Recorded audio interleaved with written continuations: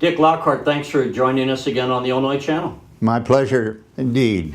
Ian, our viewers may remember we've done an interview with you in the past about your time during World War II when you were fighting in the Battle of the Bulge and were captured and spent 4 months as a prisoner of war in Germany. So you've had a very interesting life even prior to coming to Illinois and covering politics. Yes. But in this interview, I can't think of anyone else who has been around Illinois government as long as you have, who have followed the changing landscape politically and the way that Illinois is governed. First of all, congratulations, you just recently turned 90 and here you are, right. Still working as a lobbyist. Still working, right. I'm afraid to stop. Why do you still? I mean, when everyone else is thinking of retiring at 65 or something like that, here you are at 90 and you're still walking the corridors of the Capitol. I guess I'll continue until I feel like I can't do a good job on behalf of my clients. And demands are increasing, by the way, over in Springfield. There are more bills, more activity, more issues, shall we say. And so I may reach a point where I feel that I don't have the strength or the efficiency to keep up with the changing circumstances of the legislative demands. Now, what year did you actually start lobbying? 1959. Wow. Eisenhower was president. Stratton was the governor. Stratton was the governor, right. And how, let's see, you were roughly, what, 35 or so then? Something like that, I suppose, yeah. What brought you into lobbying? I always had a interest in government and politics. And after I was discharged from the Army in December of '45, I came to Chicago. I always wanted to come to Chicago. Grew up in Fort Wayne, Indiana. But I always wanted to come to Chicago, and I did that. Went to Northwestern Evening School mostly during the week. GI Bill paid for that. So I worked during the day, different kinds of jobs, and got married in 1948. Started working as a volunteer precinct worker for an organization called the Independent Voters of Illinois.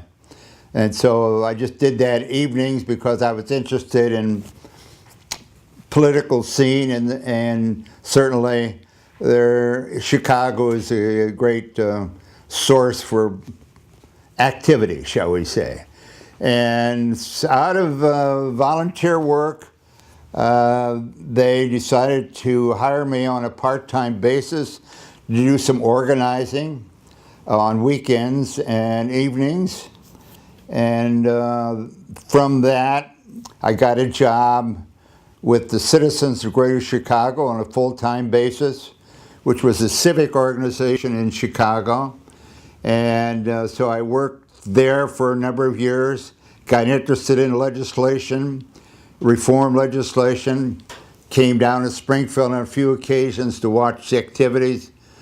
And out of that grew a feeling that perhaps I could have a career with this.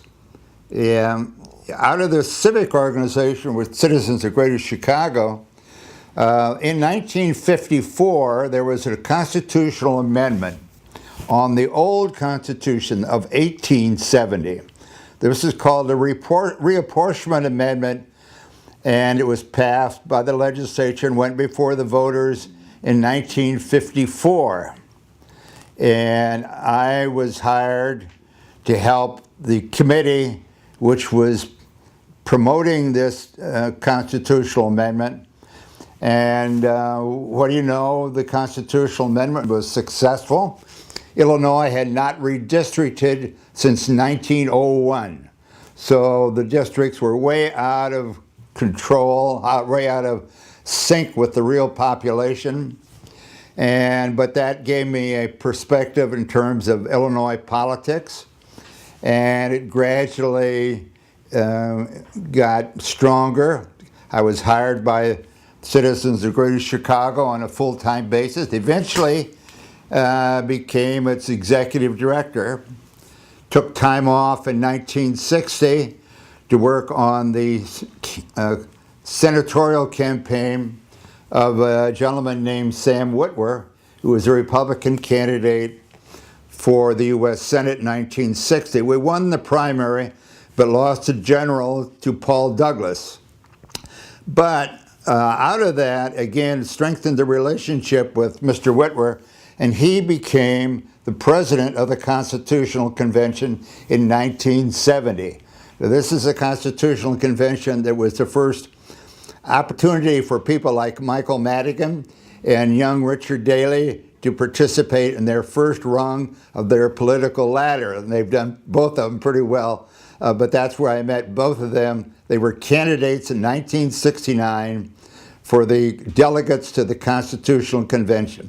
That was a hugely successful Constitutional Convention. The people adopted it on December 15th, 1970.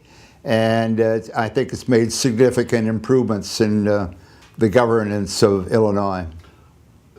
You know, I'm interested in going back to what you said about redistricting, that they didn't, now we redistrict every 10 years. So they didn't redistrict for 50 years? Well, there was nothing in the Constitution, the old Constitution, that required them to do a redistricting. So when the new Constitution, the requirement was they had to redistrict every 10 years based upon the federal census, and the districts had to be approximately of equal population. It also said they had to be compact. That has been lost, and we have districts that are contiguous but not compact, and that's been an unfortunate change. So yes, so we redistricting every year. It's certainly a big political process and not a pleasant thing to watch at times. Having your perspective of following Illinois politics for 60 years, are we better off today or worse off than we were when you started? I think in some ways we're better off, in some ways we're worse off. I think we have better quality of people serving in the legislature, much more intelligent, educated.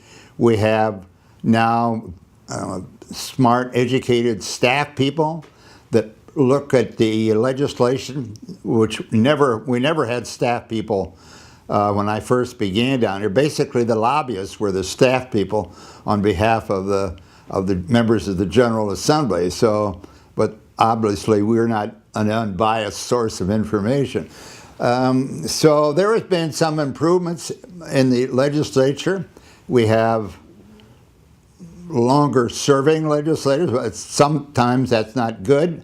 I understand that, but we have a much more complex society, complex issues, and it takes a while sometimes for legislators to get up to speed just on the, say for example, the budgetary process in the state of Illinois, higher education budgets, EPA budgets, so, and what goes into their programs. So in a way you can't compare the two periods exactly because the circumstances of society has changed.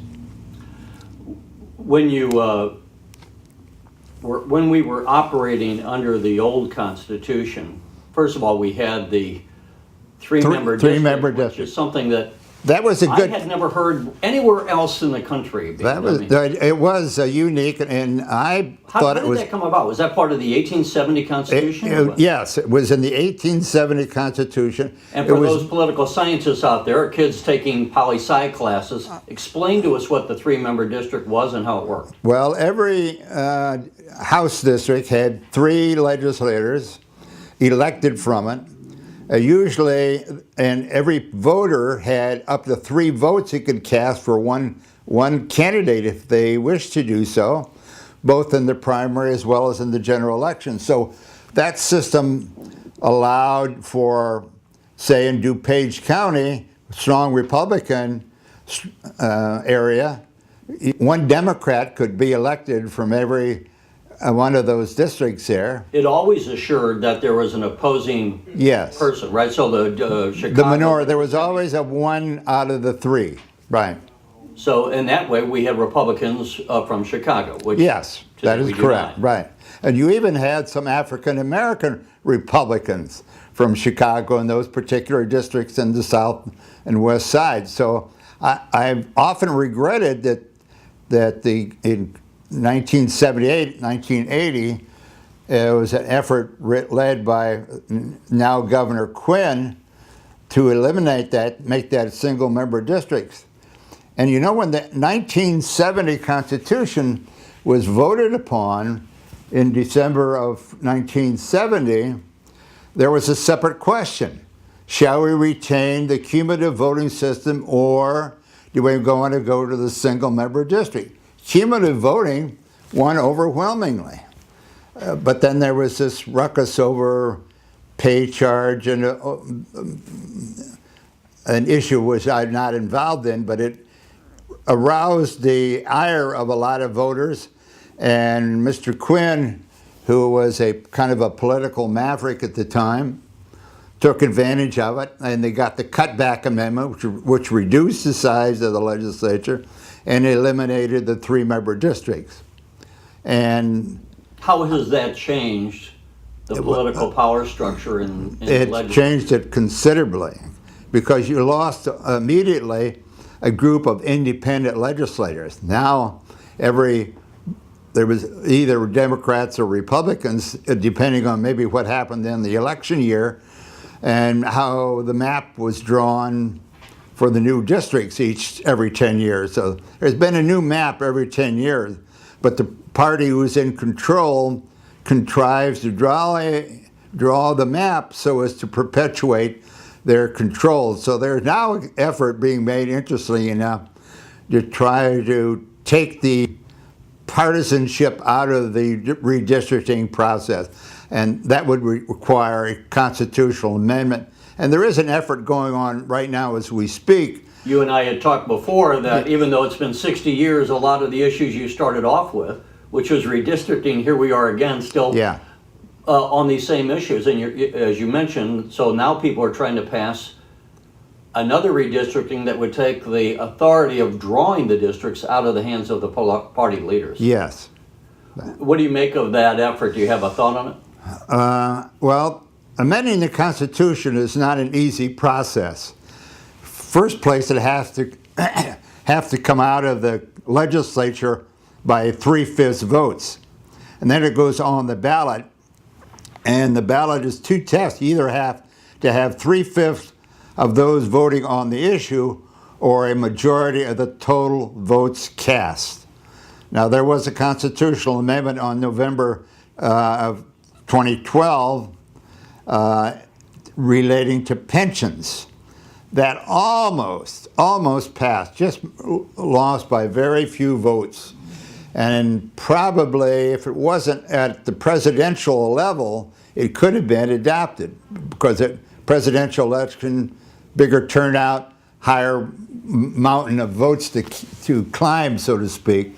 So there could be an effort in the November of this year election to make some constitutional changes, and I think that conceivably could have a better chance. But obviously, the legislature is not conducive to want to change the system to which they are all the beneficiaries of.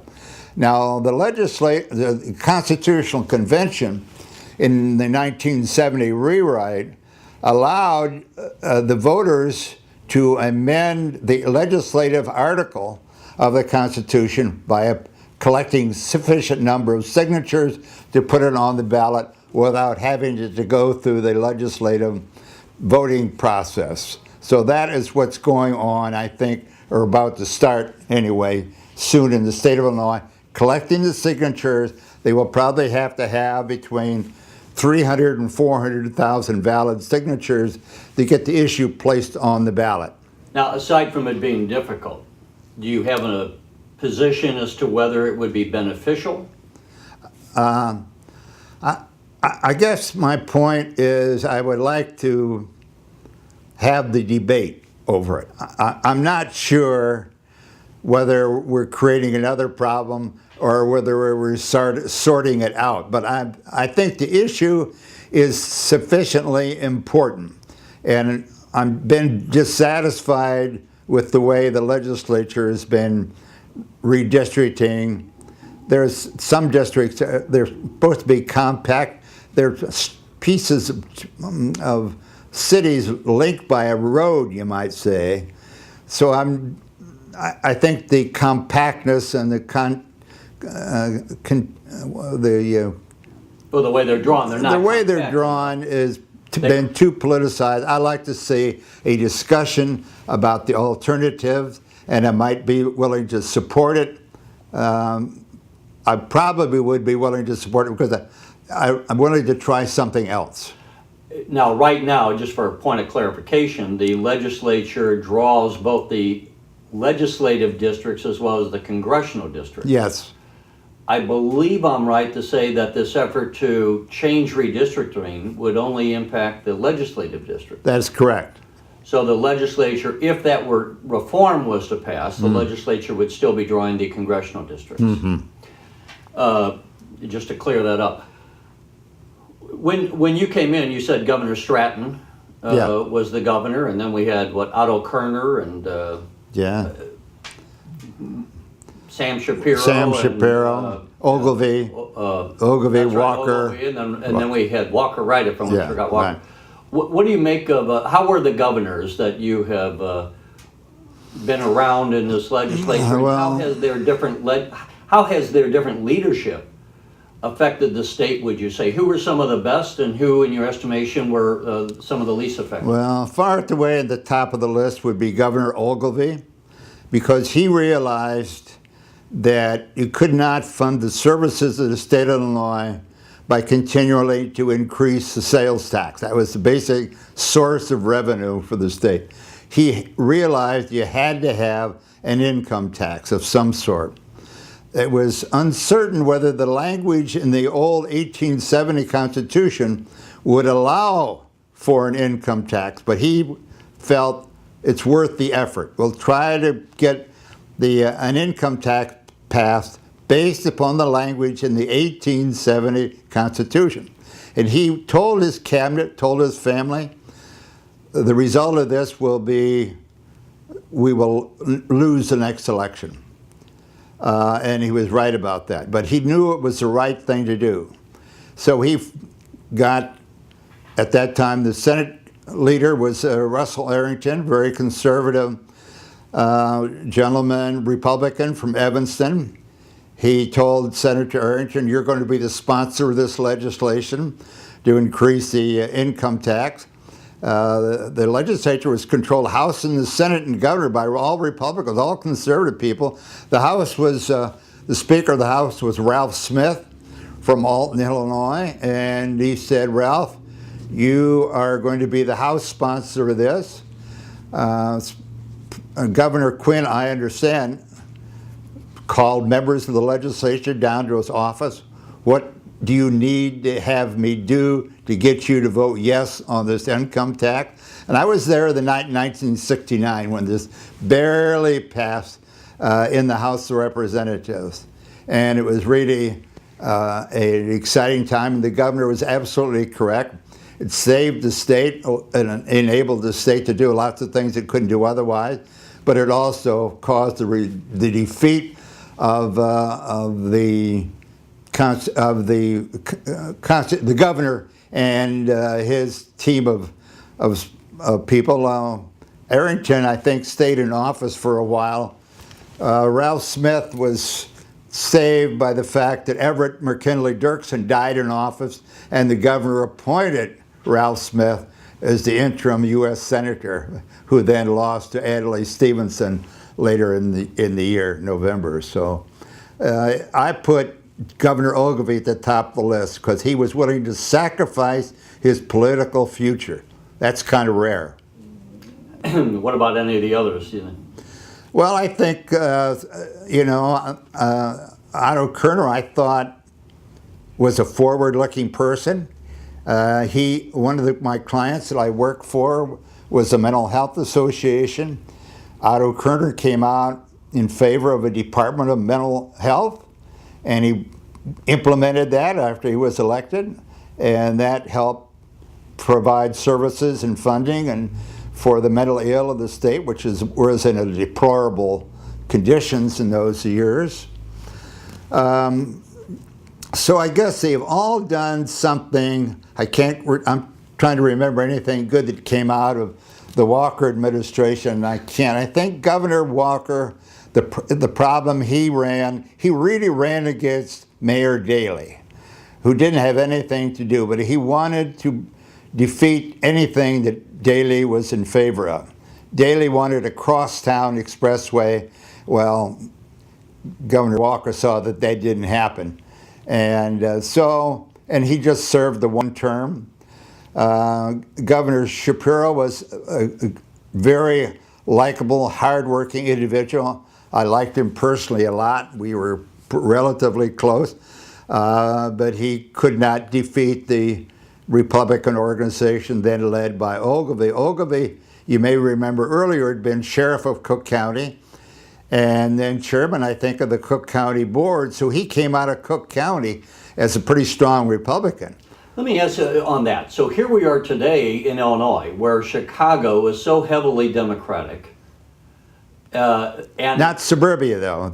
Well, not suburbia, yeah, but the city had a Democrat, when yeah. We're saying about Russell Arrington, who was the Senate president, and he was a conservative Republican from Evanston. I mean, yes. That alone is almost laughable now. Right. Evanston is a Democratic stronghold. And then to say that you had a Cook County sheriff who was a Republican, which was Ogilvie.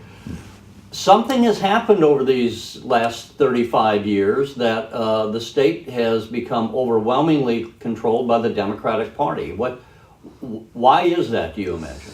Well, I think I attribute some of that to Michael Madigan, because he's understood that you have to, if you're going to win, you have to have good candidates, good precinct workers, polling, and he brought a level of political sophistication into the party apparatus. He was, of course, as we know, he became the ward committeeman of the 13th Ward and worked his way to the position of speaker.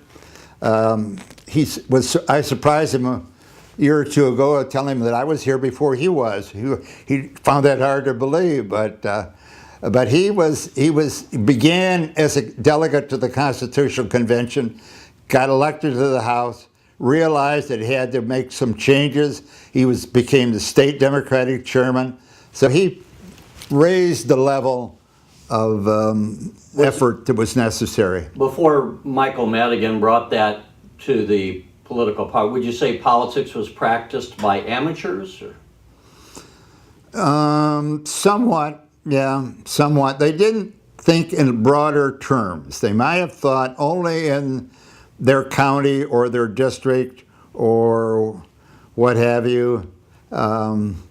And they didn't think in statewide level.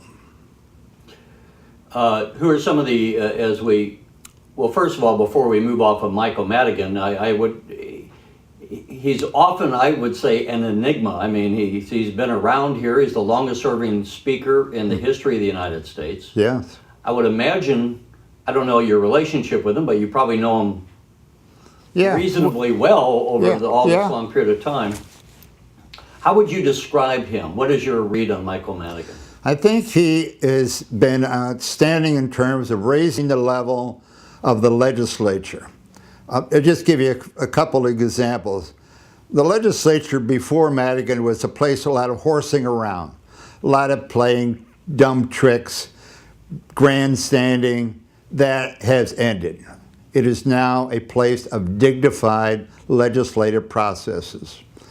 And he also has been instrumental in bringing staff people to help understand what's this legislation, what's in it, what its implications, what its costs are.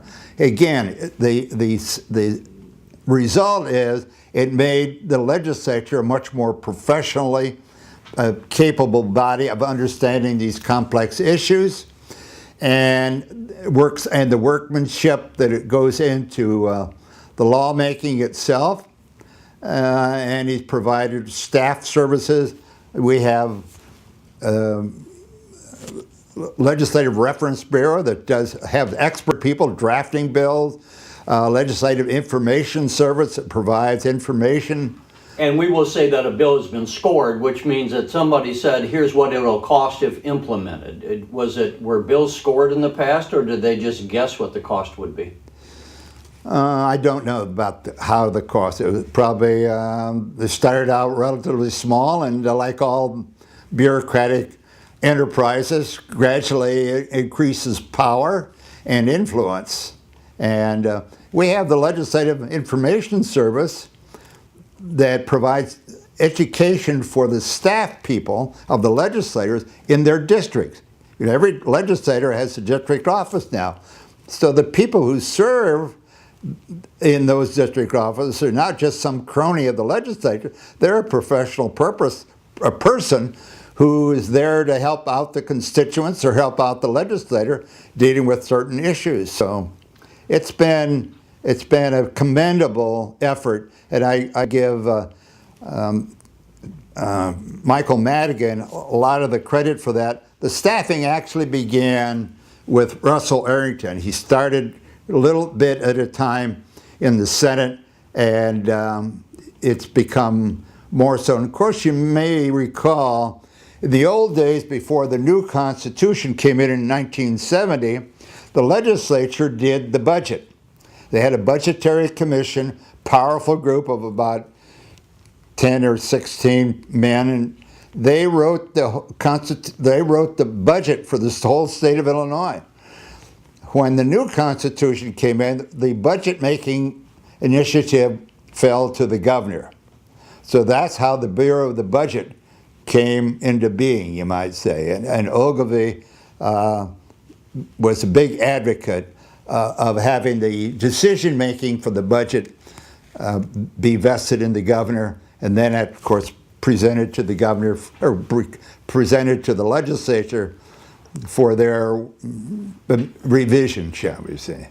Let me ask, when we were talking about governors, one we didn't mention, which we should have, Rod Blagojevich,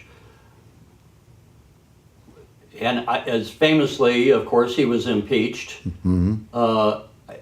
How did, some people might say, and I think this is a service to have this interview because of your depth of knowledge.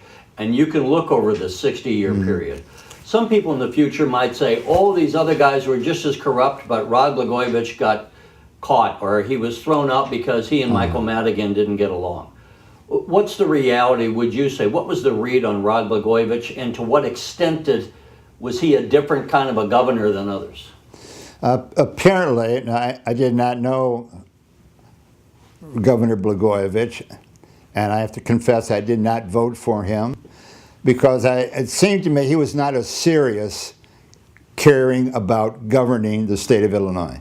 He was interested, it seemed to me, about getting his friends in particular places in the regime, you might say, and deriving campaign support for the next campaign, or to building up for some other kind of, maybe a national office. He was always in a hurry, not to do the job that he was elected to do, but the next kind of job or enterprise that he had his eyes on. People may find it hard to believe, but there's a lot of people that believe he was trying to structure the governor's office as a platform to run for the presidency. Or vice president. Yeah, nothing, I don't know he wanted to run for president, but it certainly wanted to run for something at the national office. And I think he had his eyes on the vice presidency because he figured Illinois is a swing state, big state. Let's talk a little bit on the other hand. One of the rising stars of people that stand out is the President of the United States, who was a state senator elected in 1996. Yeah, state senator. What state senator? What was your interactions with Barack Obama, and to what extent did he How did he impress you when you met him and when you worked with him?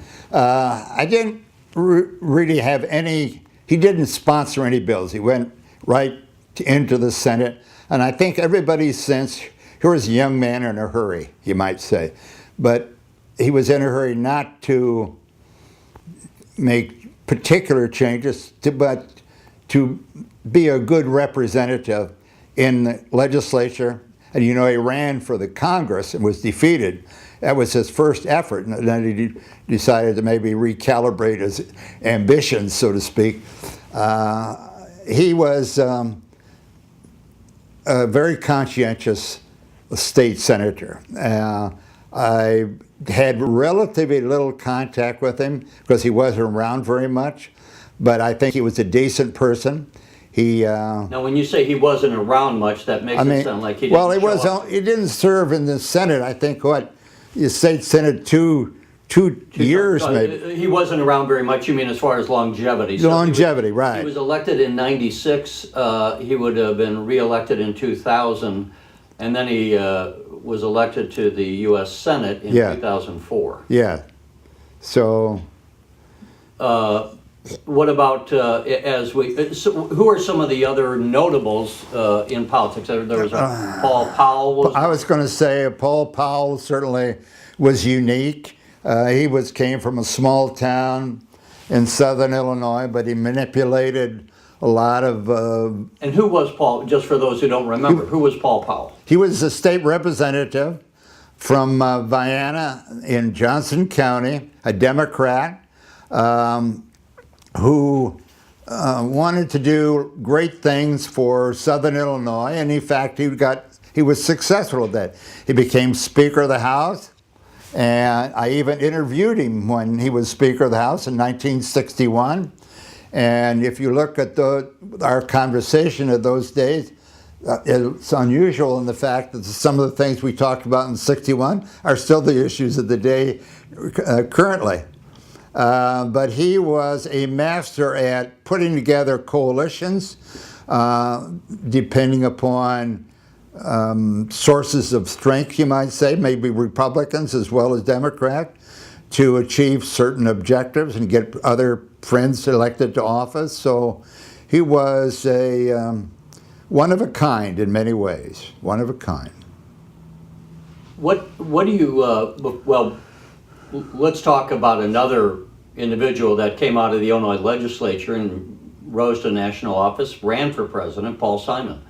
Tell us about Paul Simon, and how would you put him how would you rank him in any way you wish as far as people that you've come across? Oh, he was always a super person. You knew he was always going to do the right thing. And I came to believe that whatever course of action he was taking on a particular thing, that was the right course of action. I supported everything he did, essentially.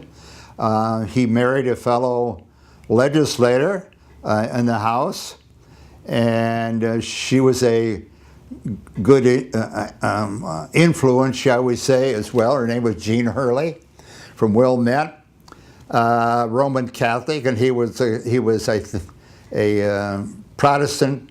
And I think his father was a minister. I'm not sure now, but he was a crime fighter. He had a newspaper in Troy, Illinois, and he took on all kinds of tough issues.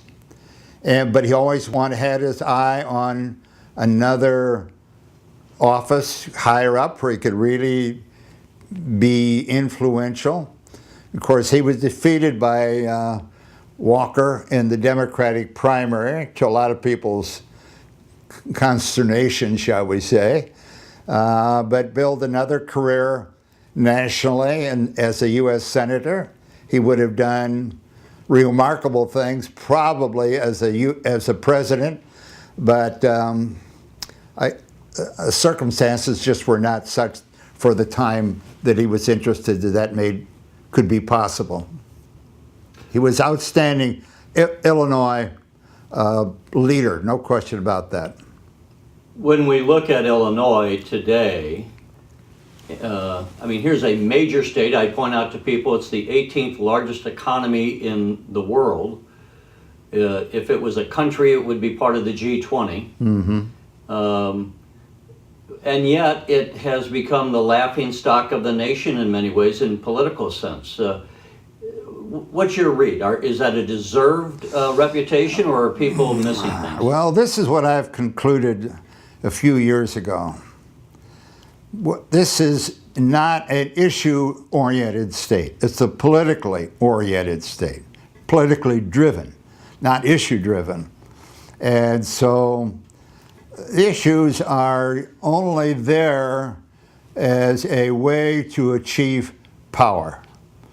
And I have to remind my clients and others, they think because the issue has merit, therefore, what's the problem, Lockhart? We ought to be able to pass that. Who would be opposed to that? Well, I may have to point out to them, well, it creates a mandate maybe on school districts. School districts don't like mandates. May require the appropriation of several $1 million, which would have to come from some other source. So this is a vastly complex state now, much more so than ever before.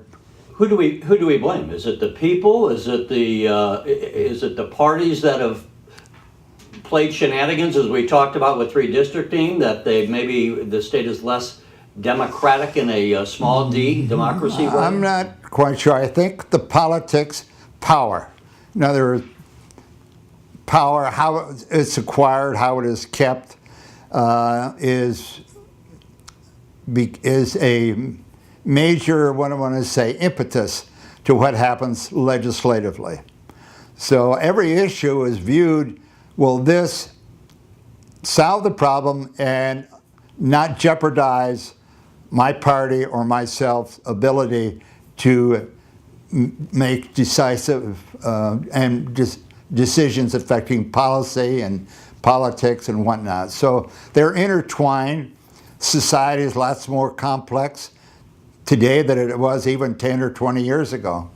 We're dealing with all kinds of issues that we would never conceived of a few years ago. When you talk to people, I mean, here we are in a democracy. People are supposed to, the people rule, they're supposed to follow issues and vote accordingly. When you talk to the average man on the street, and you know government of Illinois at least intimately, what is it that most people don't understand about the working of Illinois state government? Well, they probably don't understand the complexity. Now, I point out to people, if you are a state senator in Illinois, there's 59 of you, you have 291,000 people in your Senate district. No other city other than Chicago has that many, as I said, 218,000 in every Senate district. Each House district has 109,000 people. That is still a big-sized city. So it becomes very difficult to govern, deal with the issues, pay for these services. And so that is, you know, when I tell my clients, I'm going to tell you about your senator. He's got 218,000 people that he has to deal with. They're all different. They have different interests. They come from they have different problems. How would you like to have that job yourself? They all say, no thanks. They wouldn't want that job at all. So that is part of it. They have to be aware of the complexity of society today and the difficulty it is for any politician to make decisions because of the pressure groups, power, time, money, et cetera, et cetera. So one of the reforms that's being discussed, because it is term limits. People think that we have too much of people selling their souls to stay in office because it's a plum job that pays reasonably well and has high prestige.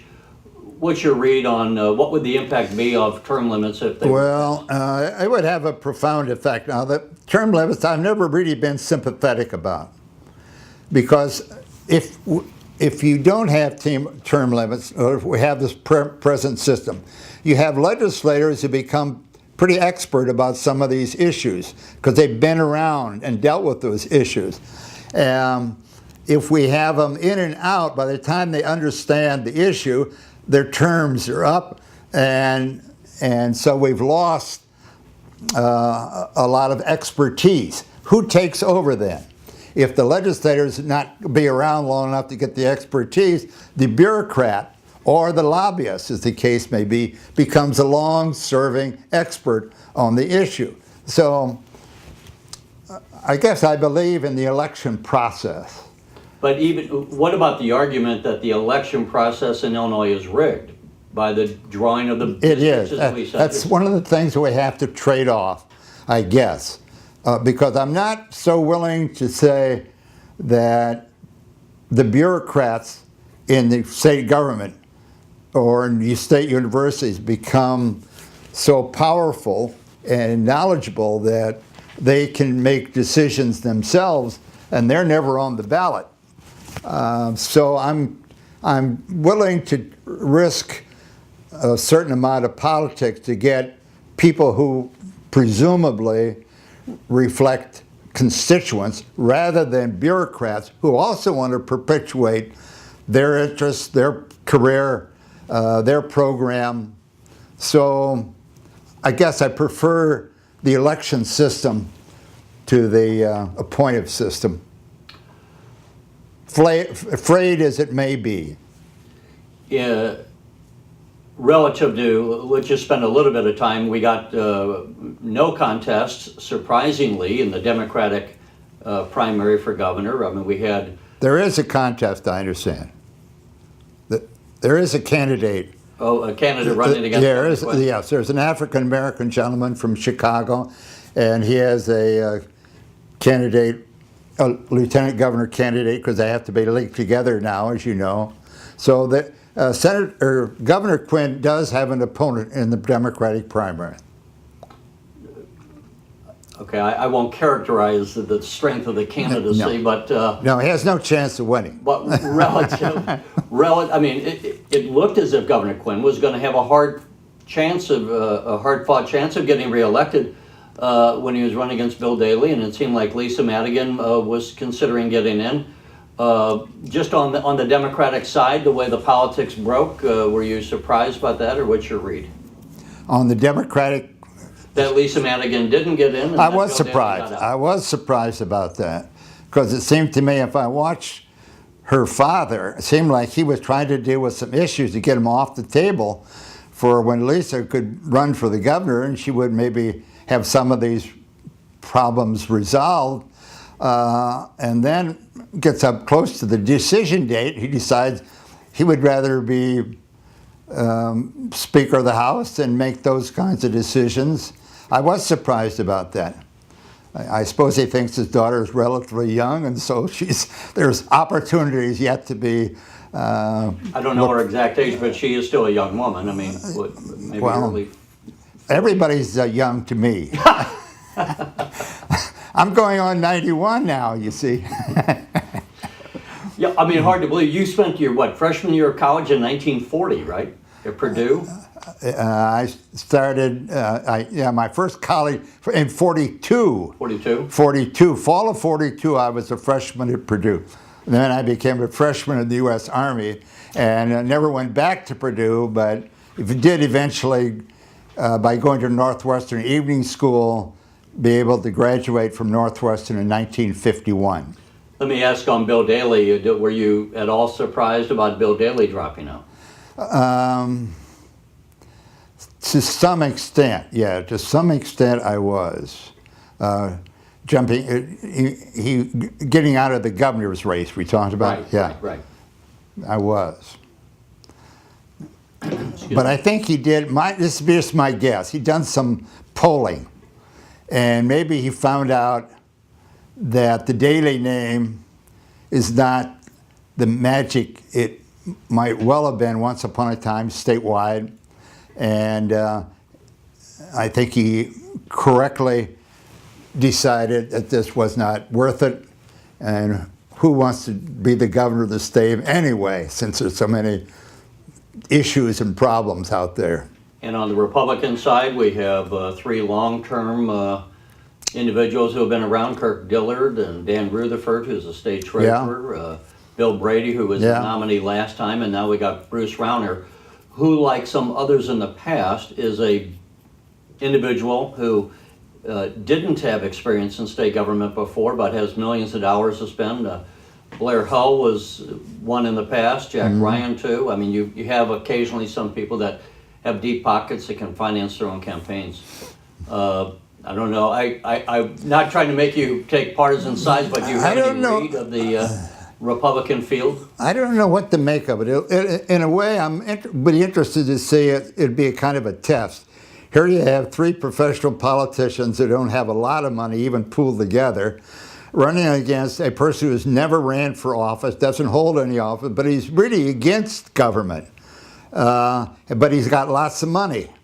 But we're talking about a Republican primary, which is a relatively small number of people. So I don't know what to think. I don't know what to predict about it. If a Rauner, and I know we're speculating here, but if a Rauner were to be elected for the sake of discussion. Nominated or elected? Elected. I don't know. Is there any correlation between someone like him and Dan Walker, who, even though he became governor, was so opposed by the political establishment that he wasn't able to get things done because the political establishment said, we're not going to play your game? There could be a replay of that. And of course, there was an interesting period when he ran for re-election. He was defeated by Michael Howlett in the Democratic primary. So Howlett was the Democratic candidate for governor, but Howlett did not get the Democratic support from Mayor Daley, so he lost to Ogilvie in the November election. So you're right, this could put things upside down, so to speak. I've heard that term before. Well, just as we close out, Dick, any thoughts about the future? Are you pessimistic or optimistic as we sit here in 2014? I'm pessimistic, basically. My warning to my clients is expect the worst and plan accordingly. We have the example coming up. The income tax rates were increased in 2011. They lapse back down unless there's something done to either substitute for the lost revenue or to extend the date again for another period of time. And the fiscal condition of the state gets steadily worse. Nobody wants to face it. They say the governor took credit for the pension bill that was passed. I don't know, is it such a great breakthrough, but I guess we'll wait and see. And progress sometimes comes in small baby steps rather than big leaps in Illinois. So I'm not particularly optimistic. I think things will get worse before they get better. On that cheery note, I think everyone would join me thanking you for your service to the country, both in World War II, and again, you fought in the Battle of the Bulge and were a prisoner of war, and for all the time that you've spent trying to make Illinois a bit of a better place, working in and around government on the issues. It's been an interesting experience. As I tell my people, my relatives, I've had a very interesting and long life, and I regret nothing about it at all. Fortunately, I've survived it all, intact. Well, we wish you many more years. I still have my frozen feet problems, but it's not a fatal disease, and it's uncomfortable, but it's not fatal. Yeah, I mean, I would point out your office is it what, 2 miles from your home? Just about a mile. A mile, and yeah. so round trip is 2 miles. from your house Yeah, I walk to blue work to your most of office the time. Yes, I do. You even in this freezing cold winter. You still walk? Well, there's been some days of this year have been so bitter that I have taken the CTA. Right. But still, I mean, we were saying. It bothers me to take the day. I know. I walked with you, I'd say about 5 or 6 years ago, to your house, and I was. I'm getting old now. I'm 30-something years younger than you, and I had a hard time keeping up with you. So. Moving target is hard to hit. I learned that in the infantry. Well, I'll close out with this, as I've said to you before. When I grow up, I want to be like Dick Lockhart. You're doing real good, believe me, real good. Dick, thanks again for joining us. My pleasure. You're watching the Illinois Channel, an independent nonprofit corporation formed to provide gavel-to-gavel coverage of Illinois state government and other public affairs events taking place across Illinois.